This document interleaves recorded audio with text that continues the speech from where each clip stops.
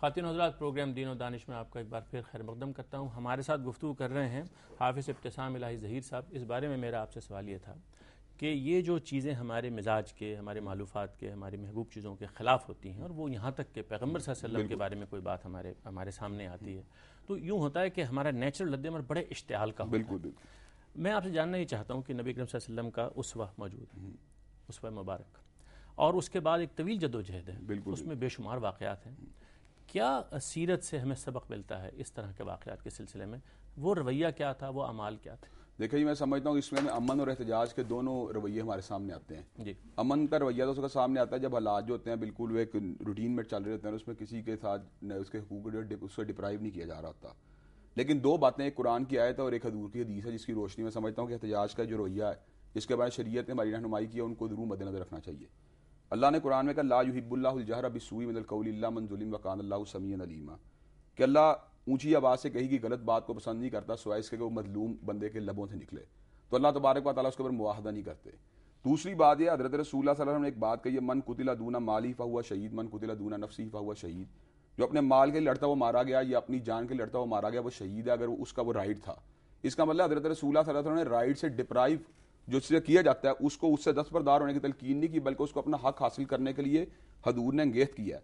میں یہ سمجھتا ہوں اگر ہم رائٹس دوسروں کو دینا شروع کر دیں اور ان سے دستبردار ہو جائیں، وہ رویہ اپنائیں جس میں صرف ایثار و قربانی نظر آئے، تو معاشرے میں وہ والی بات ہمیشہ کے لیے ختم ہو جائے گی. وَلَكُمْ فِي الْقِصَاصِ حیات، ایک قصاص اور بدلے میں جو زندگی والا معاملہ ہے، میں سمجھتا ہوں اس کے جو قانونی تقاضے ہیں وہ انتہائی معدوم ہو جائیں گے معاشرے کے اندر. اندر. اجازت دیں تو میں رفا انٹرنیشنل یونیورسٹی کے وائس چانسلر ہیں ڈاکٹر انیس صاحب، ان کو خوش آمدید کہتا ہوں. تو یہ قانون کو جو ہاتھ میں لینا ہے، آپ سمجھتے ہیں جیسے کہ حافظ صاحب فرما رہے ہیں کہ اس کی قرآن اور حدیث کی انہوں نے وہ دلائل بیان کیے ایک روایت سے، احتجاج کی، میں نے قانون ہاتھ میں لینے کی بات نہیں کی، احتجاج کی، یعنی احتجاج سے ظاہر ہے کہ وہ صورتیں پیدا ہو جاتی ہیں جب قانون نافذ نہ ہو رہا ہو.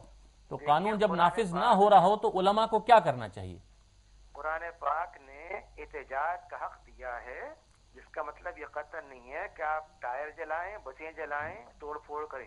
احتجاج کا مطلب یہ ہے کہ آپ اپنی قوت کا پورا استعمال کر کے ناموس عرض کی حفاظت کریں، اس بات کا اہتمام کریں کہ اس ملک میں جس کی آبادی نے یہ طے کیا ہے متفقہ طور پہ، پارلیمنٹ نے، سینٹ نے یہ قانون بنایا ہے، اس کو برقرار رکھنے کے لیے اپنے رائے کا اظہار کریں.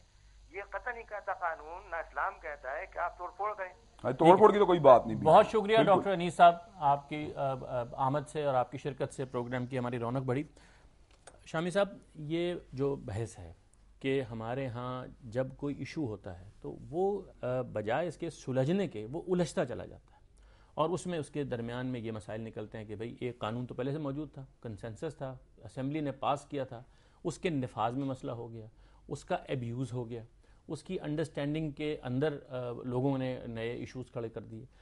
آپ یہ بتائیے کہ اصل پرابلم کس جگہ ہے؟ یعنی ہماری پارلیمنٹ کا پرابلم ہے، ہماری دانش کا پرابلم ہے، کہ ہمارے علماء کا پرابلم ہے؟ ڈاکٹر صاحب دیکھیں، پہلی بات تو یہ کہ جب کسی قانون کا مطالبہ کیا جاتا ہے کہ فلاں جرم میں اس کی سزا یہ ہونی چاہیے اور یہ قانون بننا چاہیے، تو قانون بنانے والے اس کا مطلب ہے کوئی چیز ہاتھ میں نہیں لینا چاہتے. اگر وہ قانون کو ہاتھ میں لینا چاہتے تو مطالبہ کیوں کرتے کہ قانون بنے؟ تو قانون جب بنایا ہے جن لوگوں نے، یا جنہوں نے اس کا مطالبہ کیا، یا جنہوں نے اس کے حق میں رائے عامہ ہموار کی، یا جو عدالت میں گئے وفاقی شرعی عدالت میں، ان کا مقصد یہ تھا کہ لوگ خود فیصلے نہ کریں اس طرح کے نازک معاملات میں، اور عدالت کے ذریعے سے ایک چیز طے ہو اور سامنے آئے کہ یہ واقعتاً ایسی کوئی حرکت ہوئی بھی ہے یا نہیں ہوئی بھی. دیکھیے، یہ بڑا ایک نازک مسئلہ ہے توہین رسالت کا، خاص طور پر یہ رسول اللہ صلی اللہ علیہ وسلم جو ہیں ان کی ناموس پر قربان ہونا ہر مسلمان جو ہے وہ ایک اپنی ذمہ داری سمجھتا ہے، یعنی عقیدہ ہے اس کا. اب اس کے اب ایک بڑی مختلف چیز ہے، جب کوئی قانون بناتے ہیں آپ تو پہلے تو اس کو ڈیفائن کرتے ہیں کہ توہین رسالت کیا ہے. رسول اللہ صلی اللہ علیہ وسلم کے زمانے میں ایسے کئی لوگوں کو سزا دی گئی ہے جو توہین رسالت کا ارتکاب کرتے تھے، جنہوں نے حجب لکھی، جنہوں نے شعر کہے، جنہوں نے لوگوں کو انوالو کیا، کمپیننگ کی. دیکھیے، ایک چیز ہے کمپیننگ کرنا، حجب لکھنا، لوگوں کو ابھارنا، مشتعل کرنا، اور ایک چیز ہے کہ آپ اپنی مذہبی بحث کے دوران میں کوئی بھول چوک سے ایسی بات کہہ دیں. دونوں میں فرق ہے. جب یہ مقدمے چلتے ہیں عدالتوں میں تو عدالتیں اس فرق کی یہ سامنے رکھتی ہیں اور اس کی تمیز پیدا کرتی ہیں. دیکھیے ایک عیسائی مسیحی ہے اور ایک مسلمان ہے.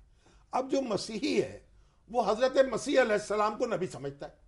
اگر وہ رسول اللہ صلی اللہ علیہ وسلم پر اس طرح ایمان لے آئے جس طرح میں یا آپ لائے ہیں یا یہ لائے, پھر تو وہ مسلمان ہو جائے. تو جب وہ مسیحی ہوتے ہوئے اسلام کے بارے میں اور پیغمبر اسلام کے بارے میں ایک رائے رکھتا ہے اور وہ رائے ایسی نہیں ہے جو میری رائے کے مطابق ہو, تو پھر اس کے درمیان کوئی ڈائلاگ تو ہوگا نا. بالکل. اگر میں نے کسی مسیحی کے ساتھ بحث کرنی ہے تو کروں گا نا.